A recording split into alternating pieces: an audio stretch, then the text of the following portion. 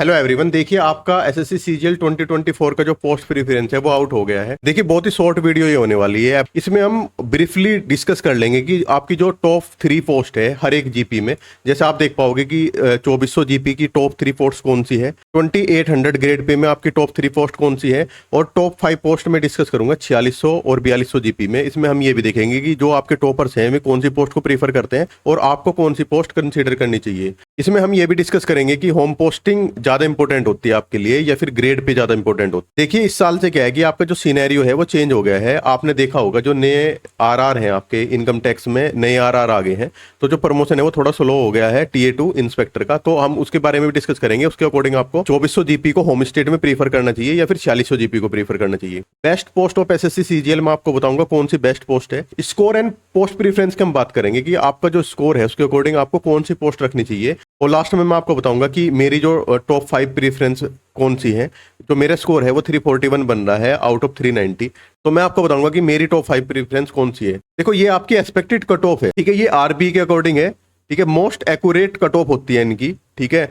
तो जो आपकी कट ऑफ है वो इसी के आसपास जाने वाली है। तो इसमें मैं आपको ये बताना चाहता हूं, अगर आपका स्कोर देखो ये अनरिजर की 328 जा रही है उनके अकॉर्डिंग 4200 या फिर 4600 जीपी की, और 2400 और 2800 ग्रेड पे की लगभग 317 के आसपास उन्होंने कट ऑफ बताई है, ठीक है, यूआर के लिए। Fill post preference if got a chance, अगर आपको चांस मिल रहा है पोस्ट प्रीफरेंस फिल करने का, ठीक है, सपोज करो आपका जो स्कोर है वो 270 बन रहा है यूआर में, लेकिन आपको पोस्ट प्रीफरेंस जरूर बढ़ना चाहिए। उससे फायदा क्या होगा कि नेक्स्ट ईयर जब आपका स्कोर अच्छा बनेगा, अगर आप मेहनत करोगे तो जब आपका स्कोर अच्छा बनेगा तो आपको एक तरह से नेक्स्ट ईयर के लिए आपका एक्सपीरियंस हो जाएगा, ठीक है। इस बार आप कोई गलती तो नहीं कर दी आपने, सपोज करो आपसे कोई मिस्टेक होगी पोस्ट प्रीफरेंस में, तो नेक्स्ट ईयर आप उसको ध्यान रखोगे, ठीक है। तो आपने अगर टियर 2 दिया है, टियर 1 क्वालिफाई किया है, तो उसका कुछ फायदा तो आपको लेना चाहिए। तो एटलीस्ट आपको पोस्ट प्रीफरेंस जरूर फिल करना है आपको, भले ही आपका कितना भी स्कोर है। अब बात कर लेते हैं हम सबसे पहले आपके लिए बेस्ट पोस्ट कौन सी है। पहले क्या होता था मेरे अकॉर्डिंग क्या है कि जिस पोस्ट में आपको होम स्टेट मिल जाए ना वो आपके लिए बेस्ट पोस्ट है। लेकिन अभी क्या है कि अभी सिनेरियो करंटली चेंज हो गया है। आपको अभी पता चला होगा नए आरआर आ गए हैं आपके सीबीडीटी में। तो उससे क्या है कि पहले जो टीए था,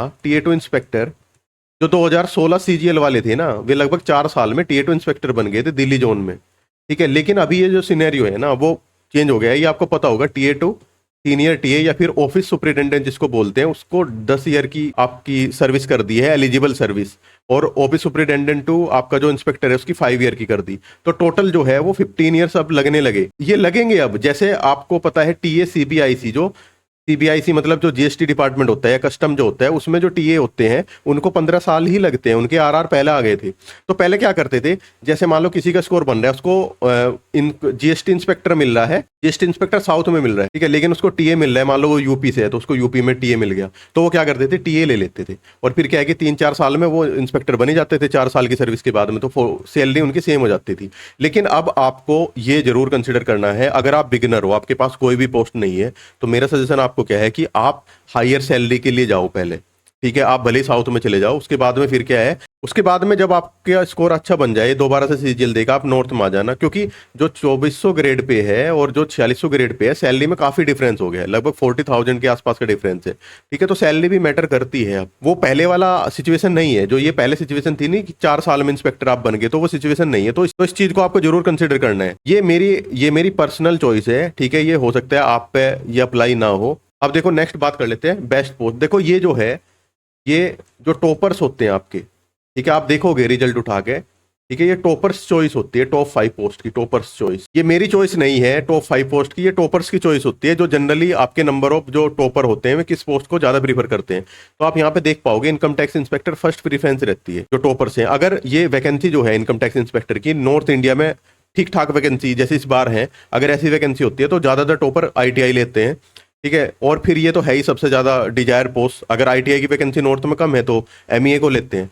फिर थर्ड बात है आपका जीएसटी इंस्पेक्टर, ठीक है। फिर डिविजनल अकाउंटेंट भी जो थोड़े समझदार हो जाते हैं ना, सर्विस में 1-2 साल जिनको हो जाते हैं, जिनको ये जो होता है आपका भोकाल होता है इंस्पेक्टर का पोस्ट का, ये सबकी रियलिटी पता चल जाती है, उनके लिए डिविजनल अकाउंटेंट सबसे बेस्ट पोस्ट हो जाती है। देखो नेक्स्ट देखते हैं हम बेस्ट पोस्ट देखते हैं 2800 ग्रेड पे में 2800 जीपी में, ठीक है। टॉप 3 पोस्ट की डिस्कस करेंगे हम, क्योंकि ज्यादा पोस्ट उसमें नहीं है ऑलरेडी। देखो इसमें क्या है कि ये यहाँ पे मैंने लिखा है ऑडिटर सीजीडीए, ये मैंने फर्स्ट प्रेफरेंस पे क्यों रखा है, क्योंकि इसमें जो है ना वो आपसे जो जोन प्रेफरेंस है ना, जोन प्रेफरेंस नहीं मांग, ठीक है। इस डिपार्टमेंट की सबसे अच्छी बात मेरे को क्या लगी, जो आपका परमानेंट एड्रेस होता है, परमानेंट एड्रेस जो होता है वो देखा जाता है।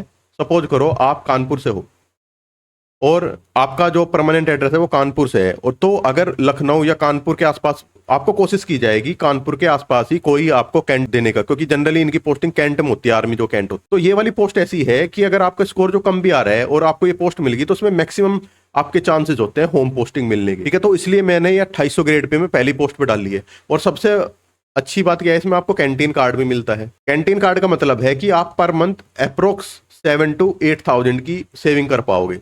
और फिर सेकंड पोस्ट आपकी हो सकती है ऑडिटर इन कैग, ठीक है। लेकिन इसमें थोड़ा सा क्या है कि आपकी फील्ड विजिट ज्यादा होती है, ठीक है। अकाउंटेंट इन सीजीए, ये अगर आपको ऑफिस में ही रह के बिल्कुल शांति से एसी में बैठ के आपको काम करना है तो अकाउंटेंट इन सीजीए भी आप ले सकते हो। तो मेरे अकॉर्डिंग ये टॉप 3 पोस्ट है आपकी 2800 जीपी। अब बात कर लेते हैं 2400 जीपी में टॉप 3 पोस्ट मेरे अकॉर्डिंग क्या है।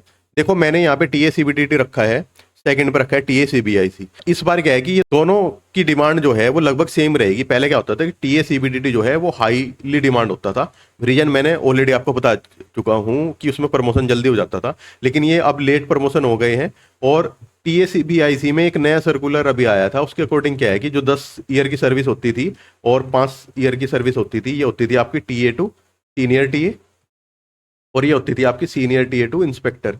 तो अभी क्या हुआ, एक सर्कुलर आया, उसके अकॉर्डिंग ये आधी कर दी गई है, ये 5 ईयर कर दिया और ये आपका 2.5 ईयर कर दिया। तो अब क्या है कि इसके अकॉर्डिंग आप जो है कि यहाँ पे आपका चांस है टीए, जो आपका टीएसीबीआईसी है या फिर कस्टम डिपार्टमेंट या जीएसटी डिपार्टमेंट जो है उसमें TA2 इंस्पेक्टर बनने के अब आपके चांस है, मतलब एलिजिबल आप हो जाओगे 7.5 साल में, ठीक है।